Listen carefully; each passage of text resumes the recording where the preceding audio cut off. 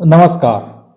BEd के प्रशिक्षणार्थियों के लिए जो आपको महाविद्यालय से डायरी अवेलेबल करवाई है, उन डायरियों को किस प्रकार भरना है, इसके लिए मैंने पहले एक वीडियो भी बनाया था और उसमें आपको बताया था कि आप हमारे टेलीग्राम ग्रुप को ज्वाइन कर दीजिए। वहां पर उन सभी डायरियों की पीडीएफ आपको अवेलेबल करवाई जाएगी। तो दोस्तों, टेलीग्राम ग्रुप में बहुत सारी डायरियों के लिए मैंने पीडीएफ अवेलेबल है वो करवाई है, और जिन भी विषयों की पीडीएफ अभी तक आपको नहीं मिली है तो उनको भी मैं एक दो दिनों के अंदर डाल दूंगा। आज का ये वीडियो है वो माइक्रो टीचिंग के संबंधित रहेगा कि माइक्रो टीचिंग डायरी को आपको किस प्रकार भरना है, क्योंकि माइक्रो टीचिंग डायरी सभी डायरियों में से उपयोगी और महत्वपूर्ण डायरी है। क्योंकि माइक्रो टीचिंग के अंदर बहुत सारे स्किल्स हैं जिनको सीखना एक प्रशिक्षणार्थी के लिए जरूरी और आवश्यक रहता है। उसके बिना आप है वो अपनी जो अध्यापन को है वो बच्चों के सामने अच्छा प्रदर्शन नहीं कर पाते हो। इसके लिए आपको कुछ कौशल होते हैं, कुछ स्किल्स होते हैं जिनको सीखना समझना बिल्कुल जरूरी होता है, जिससे कि आप अपने अध्यापन को और अधिक बेटर बना सको। इसके लिए आपको पहले माइक्रो टीचिंग की थ्योरी लिखनी होगी। एक्चुअली में माइक्रो टीचिंग होता क्या है, इनको समझना होगा, उनके बाद ही आपको है वो स्किल्स बनाना है। तो पहले इस वीडियो के अंदर जो भी आपको पीडीएफ अवेलेबल करवाई जा रही है, इसको देख करके आप कम से कम 8 से 10 पेज होंगे, उन पेजों को एज इट इज अपने है वो डायरी के अंदर उतार देना है। ये सारी की सारी है वो माइक्रो टीचिंग के बारे में आपको बताया जाएगा कि टीचिंग है एक्चुअली में है क्या। उसके बाद ही अपन है वो आगे उन कौशलों के बारे में जानेंगे कि कौशलों को सीखने से पहले आपको माइक्रो टीचिंग का अर्थ, उसकी परिभाषा, उसके सिद्धांत, उसकी विशेषताओं के बारे में जानना जरूरी है। तो दोस्तों, सबसे पहले आप इन थ्योरी को अपने डायरी में एज इट इज उतार दोगे, उनके बाद ही आपको कौशलों को बनाना होगा। कौशलों को किस प्रकार बनाना है उनके लिए भी आपको मैं अलग से बताऊंगा। तो पहले आप इन वीडियो को देख करके आप अपनी डायरी को एज इट इज भर लीजिए, उसके बाद में है वो आपको कौशल है वो बनाना होगा। सूक्ष्म शिक्षा का अर्थ शैक्षिक प्रौद्योगिकी के क्षेत्र में सूक्ष्म शिक्षा हाल ही में नवाचारों में से एक है। इस शिक्षण को सुधारने के लिए एक नया मॉडल प्रदान करता है।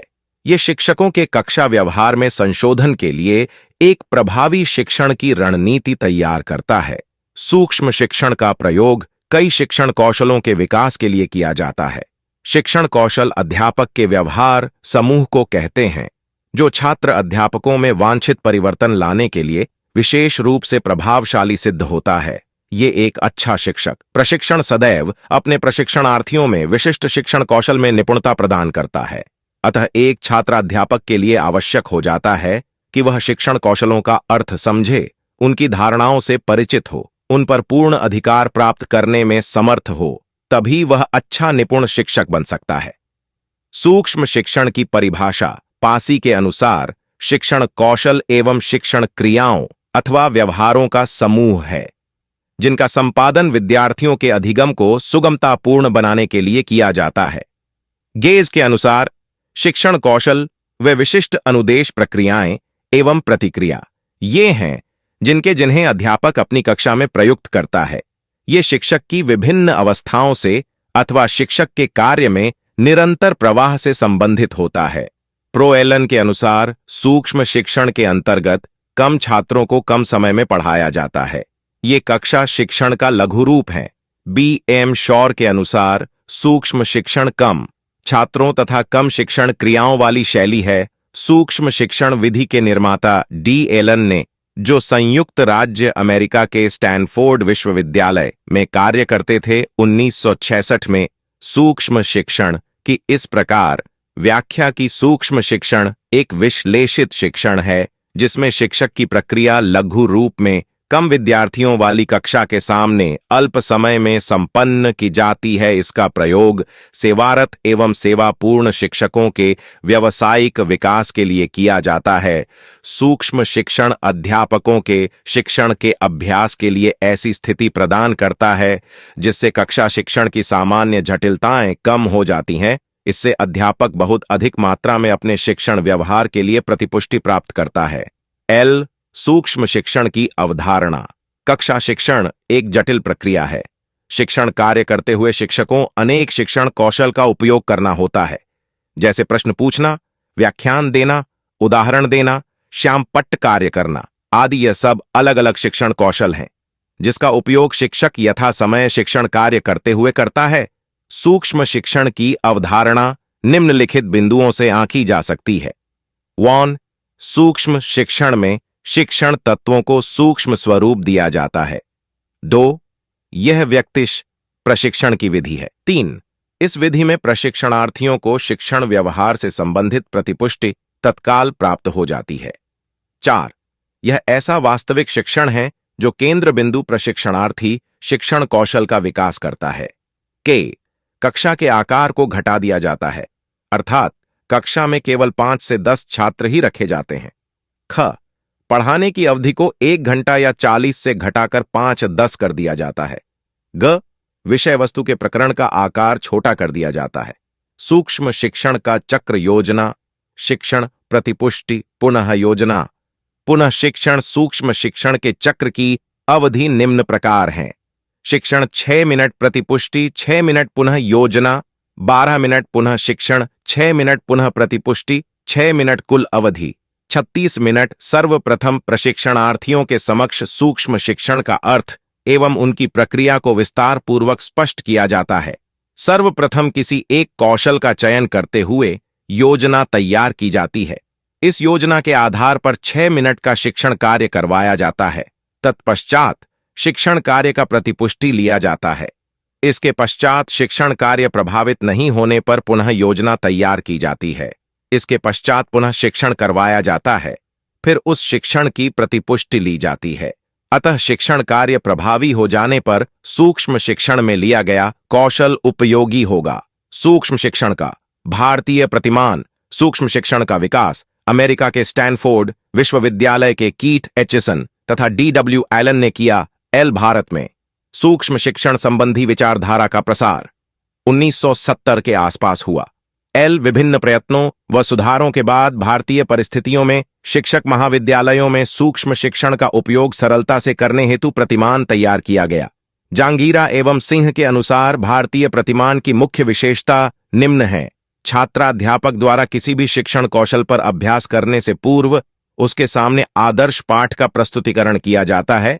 इस प्रस्तुतिकरण के माध्यम से अभ्यास कर रहे शिक्षण कौशल व उनके घटकों को आसानी से समझा जाएगा तथा छात्राध्यापक किसी कौशल पर सूक्ष्म पाठ बनाकर छात्रों के समक्ष प्रस्तुत करता है। सूक्ष्म शिक्षण की समाप्ति के तुरंत बाद ही छात्र अध्यापक को प्रतिपुष्टि दी जाती है। पाठ की समाप्ति के बाद में पर्यवेक्षक पाठ की अच्छाइयों तथा कमजोरियों के बारे में सूचना देता है। पर्यवेक्षक तथा साथी छात्राध्यापक पाठ की अच्छाइयों व कमजोरियों की सूचना शिक्षण कौशल से संबंधित अवलोकन अनुसूची में अंकित करते हैं। सूक्ष्म शिक्षण के इस प्रतिमान में किसी शिक्षण कौशल का अभ्यास करने के लिए शिक्षण कार्य हेतु विद्यालय के छात्रों की अपेक्षा साथी छात्राध्यापकों का प्रयोग छात्रों के रूप में किया जाता है। भारतीय प्रतिमान के अनुसार छात्र अध्यापक 3 प्रकार की भूमिकाएं एक साथ निभाता है। क अध्यापक, ख छात्र, ग पर्यवेक्षक या अवलोकनकर्ता। सूक्ष्म शिक्षण के सिद्धांत। सूक्ष्म शिक्षण में परंपरागत शिक्षण कौशलों को अलग अलग शिक्षण कौशलों में विभक्त किया जाता है। इन विभाजित शिक्षण कौशलों पर नियंत्रित परिस्थितियों में अभ्यास करने के लिए अलग अलग शिक्षण कौशलों को एक साथ जोड़कर साधारण शिक्षण कार्य किए जाएं, जिससे श्रम व समय की बचत हो सके तथा शिक्षण कौशलों पर अभ्यास करने के कारण छात्र अध्यापक शीघ्रता से शिक्षण कौशलों को अर्जित कर लेगा।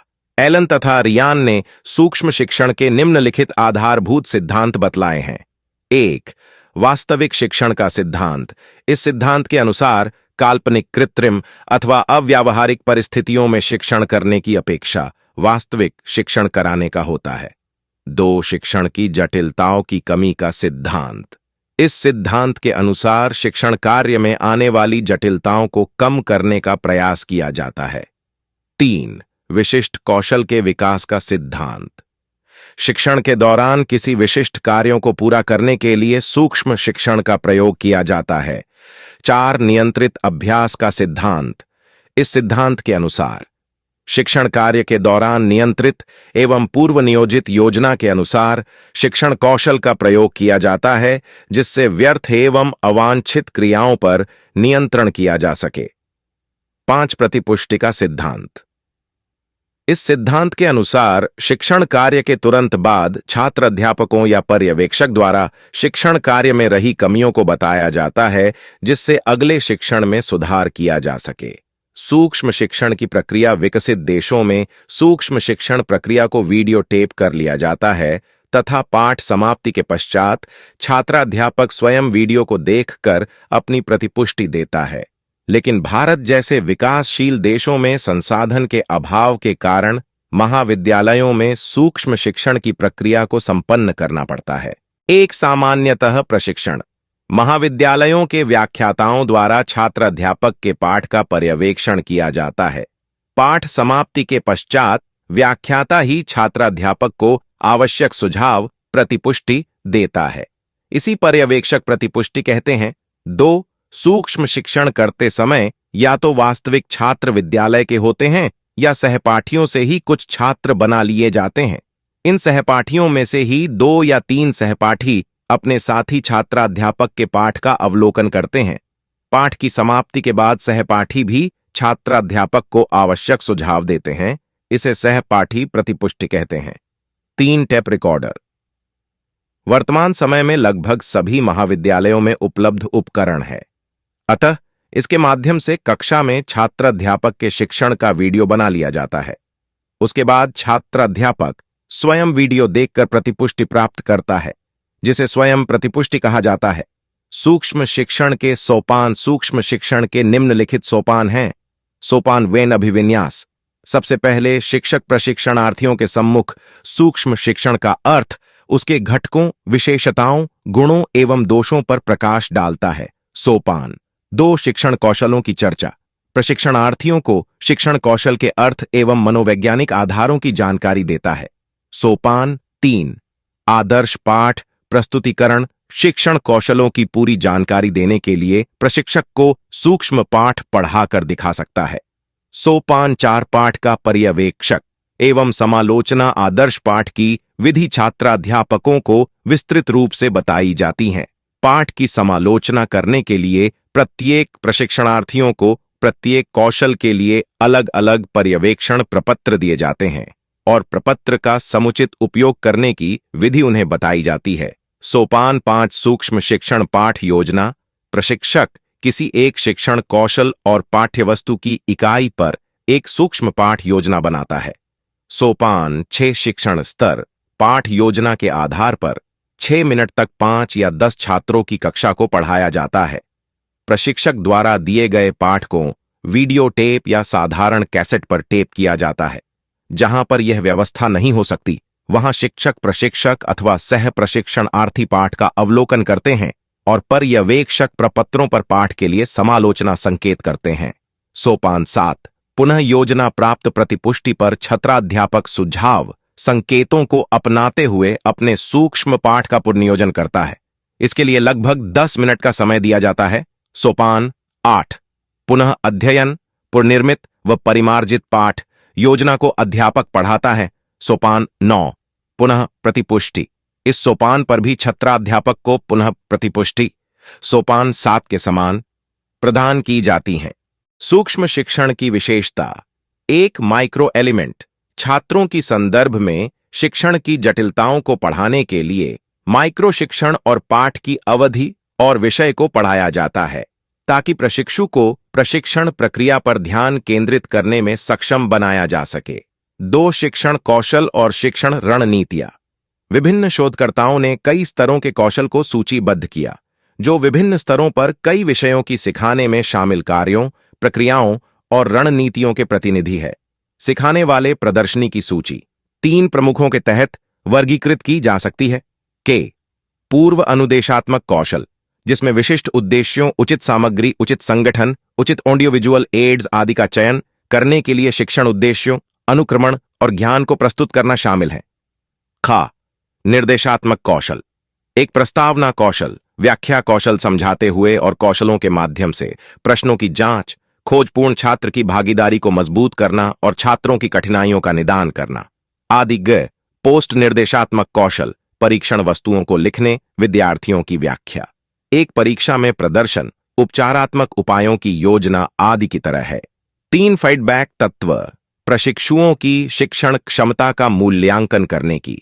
वर्तमान प्रणाली में पर्यवेक्षक द्वारा फीडबैक दिया जाता है।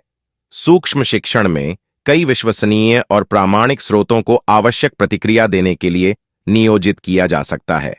ए, पर्यवेक्षक शिक्षक द्वारा, बी, सहपाठियों द्वारा, सी, ऑडियो टेप रिकॉर्डिंग द्वारा, डी, वीडियो टेप रिकॉर्डिंग द्वारा। 4, सुरक्षित अभ्यास, ग्राउंड सूक्ष्म शिक्षण के द्वारा कक्षा में सभी अंतर्निहित विशेषताओं का समावेश प्रतीत होता है। 5, शिक्षण मॉडल, प्रशिक्षुओं के पास टेप या शिक्षण मॉडल की फिल्म या पर्यवेक्षक द्वारा दिए गए प्रदर्शन के माध्यम से व्यवहार के वांछित पैटर्न का अध्ययन करने के कई अवसर है। गाइड के रूप में इन मॉडल का उपयोग करना प्रशिक्षु ने अपनी शैली विकसित की होगी। निष्कर्ष, सूक्ष्म शिक्षण एक प्रशिक्षु के लिए सुधार करने में सहायक होता है। इसके माध्यम से शिक्षण में होने वाली गलतियों को उजागर करके सुधारने का अवसर प्राप्त किया जाता है तथा सभी शिक्षण कौशलों में महारत हासिल करने में सहायक